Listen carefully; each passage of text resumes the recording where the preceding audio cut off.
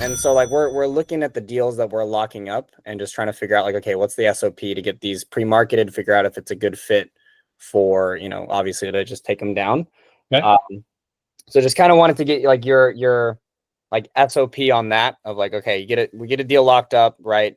Fits our buy box. What do those like kind of next steps look like in terms of that marketing? Okay. So, and when you fit your buy box, you're looking at your cash flows and things like that, right? Yeah. Essentially, like throwing in the calculator. Yep. It's fitting what we want to hit, whatever, and then we're like, okay, let's go. Okay, perfect. So, the next step would be to do the pre-marketing. I usually don't throw it up on Inago right away to do the pre-marketing.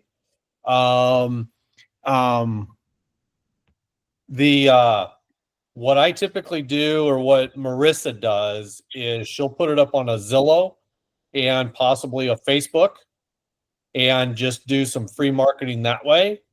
And usually what happens is, and if you remember, we talked about it, when you're going through the calculator, let's just use some round numbers. Renometer says $2,000. Zillow says $2,300. When you're doing your when you're doing your analyzation, you're actually using that $2,000 to get to your positive cash flow. When you get ready to do the pre-marketing, you're going to look at the highest rents in the area, which would be the 23, and then you're going to add another $100 to $250 above that to do your marketing. So if you're at 2,300, you might go to 2,500. So you'll stick it out there at $2,500 and see what kind of response you get. You never advertise what the sale price is because you're going to scare people, because that sales price is 5 years from now. Okay. All you're looking for is a rent to own person. And that's usually how we advertise, is just rent to own. Because everybody knows, kind of understands what that is, even though we don't do a true rent to own. Well, after you get them on the phone, now you're going to be going through the script and hitting them up of, well, how many people are going to live there? How fast do you need to move? All that kind of stuff. Get them pre-qualified. Find out a little bit about employment, about income. You're always wanting 2.5 times the rental rate as far as income. But what you're really doing is you're trying to do that pre-marketing before you ever get to the point that you are doing an inspection.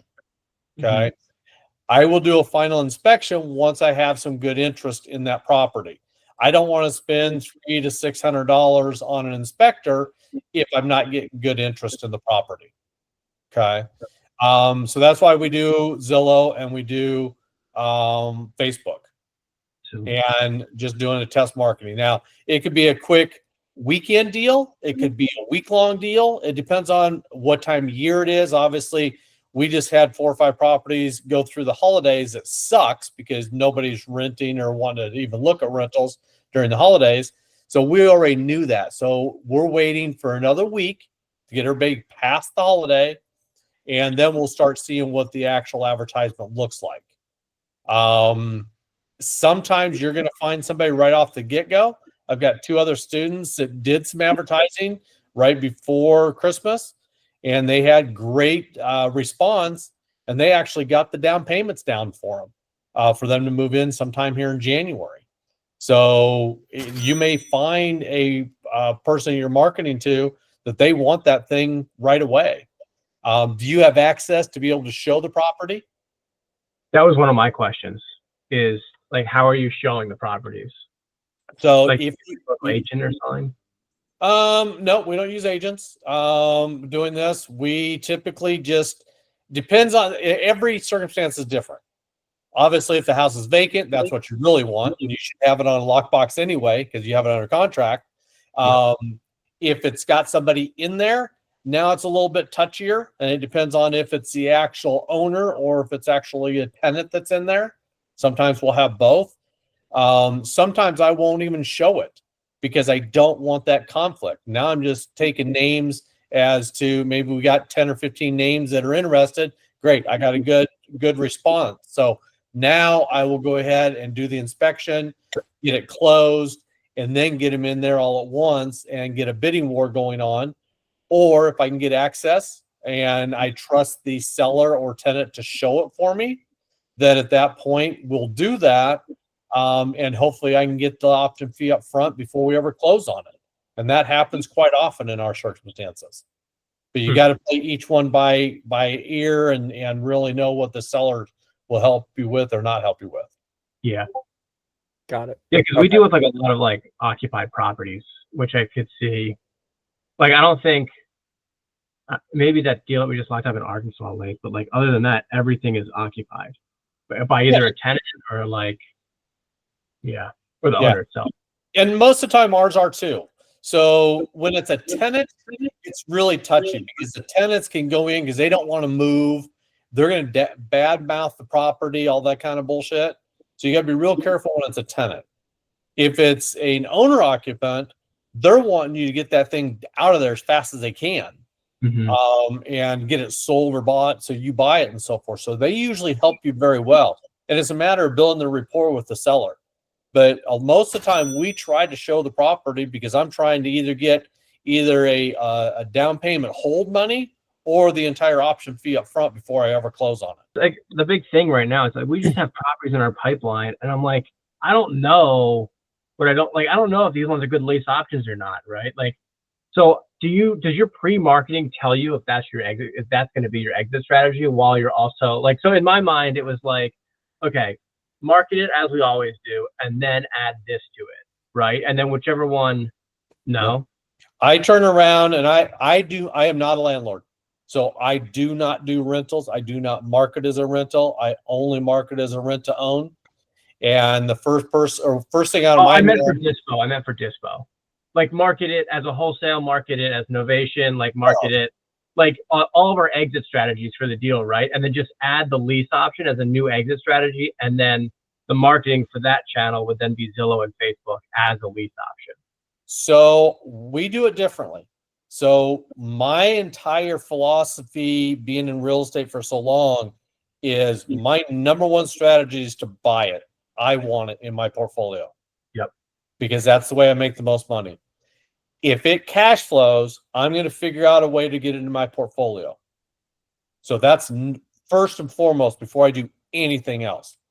If it does not cash flow, then at that point, the next thing I'm going to do is we're going to sell it off at a novation.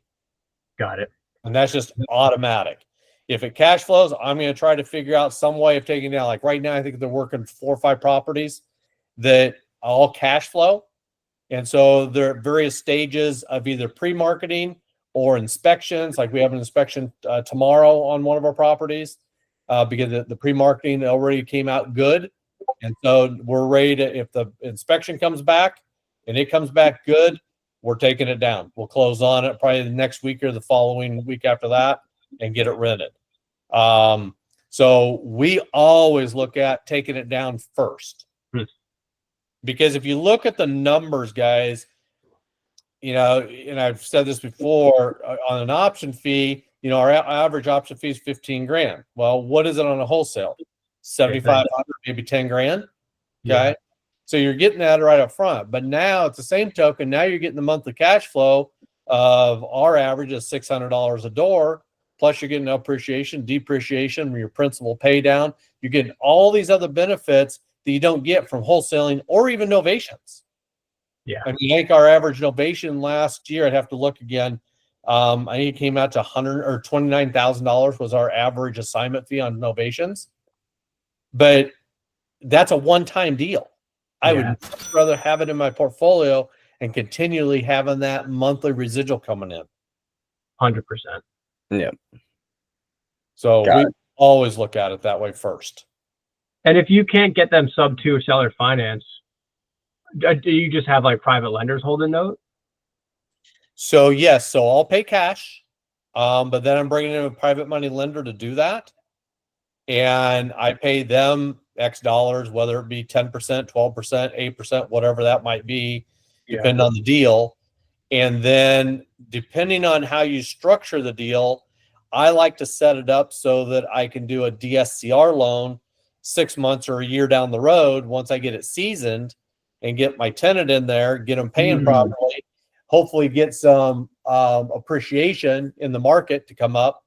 And when we buy them, I always try to have my guys buy at 75% loan to value and being very conservative with that so that you can get a DSCR loan with no money out of pocket. And a lot of times you can do cash out. So like right now I'm doing 13 cash out refis. Yeah. And I'm getting my money back out, and I'll either reinvest it. One of my investors, he needed some money for another project. I just gave him back like almost $200,000 on a deal. He's reinvested it somewhere else on a personal deal, not real estate. And then he'll circle back around with me when he has money back in his pocket. But so I get my private money back out. Usually I reinvest it for them, and just keep buying is what we do.